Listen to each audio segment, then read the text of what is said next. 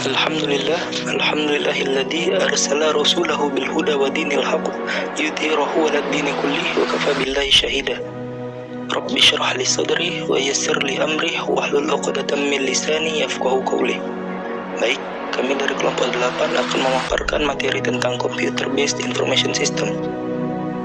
Di sini kami akan menerangkan pengertian, sejarahnya, cara kerja, contoh dan tujuan dari CBIS tersebut. Assalamualaikum warahmatullahi wabarakatuh. Nama saya Muhammad Rehan At-Thoriq dari kelompok 8. Assalamualaikum warahmatullahi wabarakatuh. Perkenalkan, saya Wulan Indah Lestari dari kelompok 8. Assalamualaikum warahmatullahi wabarakatuh. Perkenalkan, nama saya Daryana Tanjung dari kelompok 8. Assalamualaikum warahmatullahi wabarakatuh. Perkenalkan, nama saya Hairul Surya Pratama. Saya berasal dari kelompok 8. Pengertian CBIS: Sistem Informasi Berbasis Komputer atau Computer Based Information System atau CBIS merupakan sistem pengolahan suatu data menjadi sebuah informasi yang berkualitas dan dapat dipergunakan sebagai alat bantu yang mendukung pengambilan keputusan, koordinasi, dan kendali serta visualisasi dan analisis. CBIS merupakan sebuah alat bantu yang sangat cocok digunakan pada sebuah organisasi bisnis yang memiliki banyak sekali data-data. CBIS difungsikan untuk pengolahan data tersebut sehingga dari berbagai data yang terkumpul dapat dirangkum menjadi satu untuk selanjutnya diolah menjadi sebuah informasi bagi suatu organisasi bisnis dalam pengambilan sebuah keputusan. Selain itu, CBIS juga digunakan untuk melakukan monitoring laju kerja sebuah organisasi bisnis yang diukur melalui setiap data yang masuk. CBIS ini sangat diandalkan oleh para organisasi bisnis karena kemampuannya tersebut. Selain itu, keakuratan informasi yang diberikan dari data yang diolah. Saat ini, sistem informasi merupakan pengendalian manajemen yang penting. Hal ini disebabkan karena tujuan dari pengendalian manajemen adalah untuk membantu manajemen dalam mengkoordinasi subunit-subunit dari organisasi dan mengarah pada bagian tersebut untuk mencapai tujuan perusahaan. Dua hal yang menjadi perhatian dari definisi di atas adalah mengkoordinasi dan mengarahkan. Tentu saja dalam dua proses tersebut diperlukan satu sistem agar proses koordinasi dan pengarahan dapat berjalan secara efektif sehingga tujuan perusahaan dapat tercapai. Pembahasan kedua mengenai sejarah CBIS. Selama tahun 1980-an dan awal tahun 1990-an, perusahaan raksasa multinasional banyak menyelesaikan pembangunan sistem informasi global mereka. Tetapi masih terdapat beberapa hal yang masih harus diselesaikan dalam rangka menyempurnakan sistem pengelolaan informasi berbasis komputer yang mendunia ini.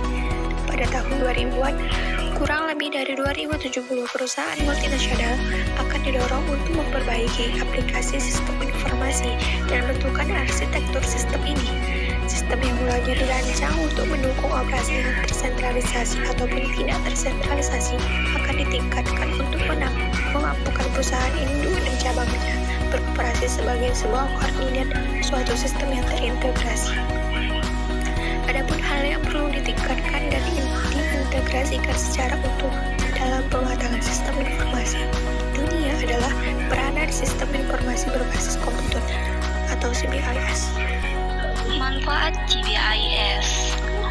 Manfaat utama dari perkembangan sistem informasi bagi sistem pengendalian manajemen adalah: yang pertama, penghematan waktu; yang kedua, penghematan biaya; yang ketiga, peningkatan efektivitas; dan yang keempat, pengembangan teknologi, pengembangan personel akuntansi. Diharapkan dengan adanya manfaat ini mampu memberikan kompetisi yang sehat bagi perusahaan dalam persaingan yang ketat, khususnya di era globalisasi yang sekarang semakin canggih seperti sekarang ini. Tujuan CBIS. Tujuan utama untuk akuntansi, penggajian, pemanufaktur, pembelian, dan distribusi, dan lain sebagainya. Tren terbarunya yaitu adalah bagi organisasi untuk mengintegrasikan solusi software atau perangkat lunak mereka yang terpisah, sehingga memungkinkan bagi manajemen untuk memantau apa yang terjadi di mana saja dalam organisasi secara real time. Baik, selanjutnya adalah cara kerja.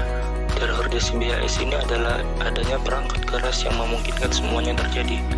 Inti ini terdiri dari prosesor komputer atau server yang melakukan perhitungan serta drive disk yang menyimpan informasi.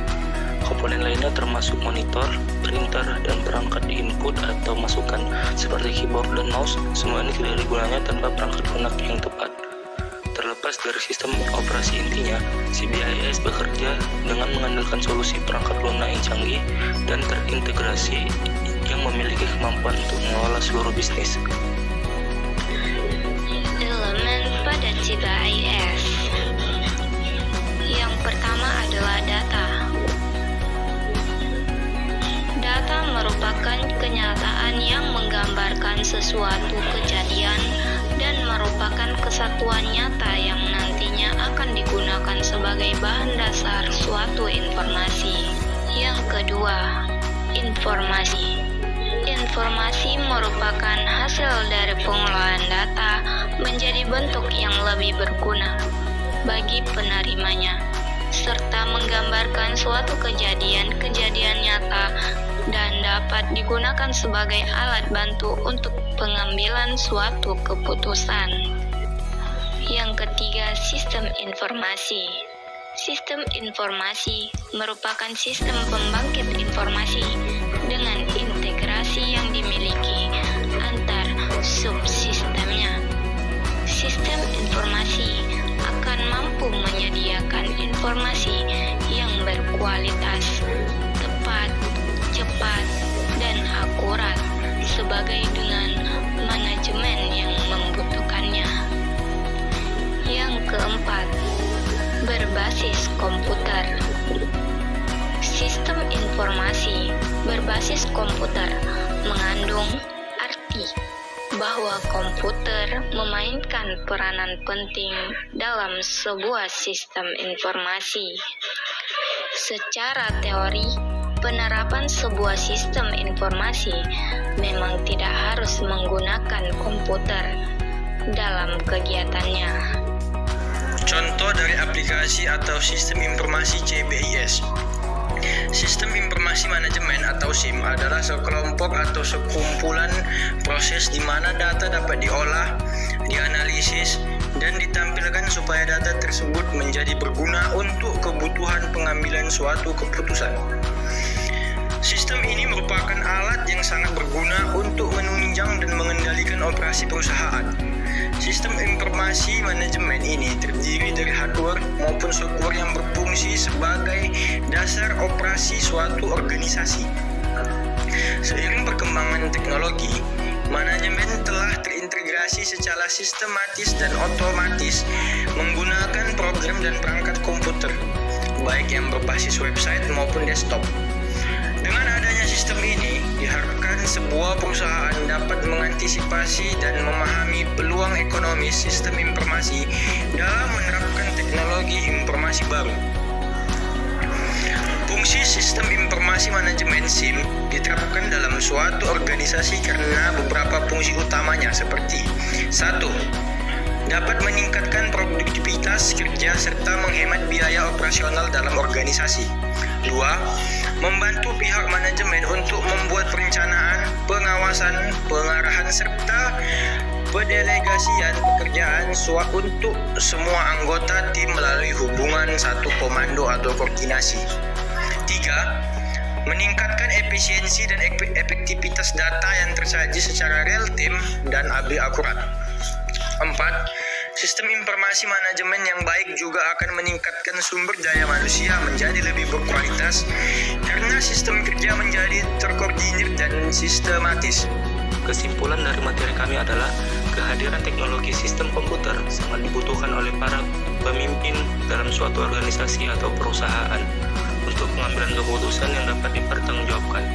Dari papan arsip atau dokumen-dokumen yang dilakukan oleh para manajer secara komputerisasi ini dapat diproses dengan cepat dan dalam pencariannya tidak membutuhkan waktu yang lama, sehingga informasi yang dibutuhkan oleh para manajer dapat segera ditampilkan. Dengan aktivitas SIM berbasis komputer, para pemimpin perusahaan atau manajer dapat lebih mudah, murah, efisien, dan efektif dalam upaya pengambilan keputusan, termasuk di dalamnya dalam melakukan fungsi-fungsi manajemen. Sekian pemaparan diskusi dari kami. Apabila ada kesalahan kata atau penyampaian kami yang kurang tepat, kami mohon maaf. Terima kasih. Assalamualaikum warahmatullahi wabarakatuh.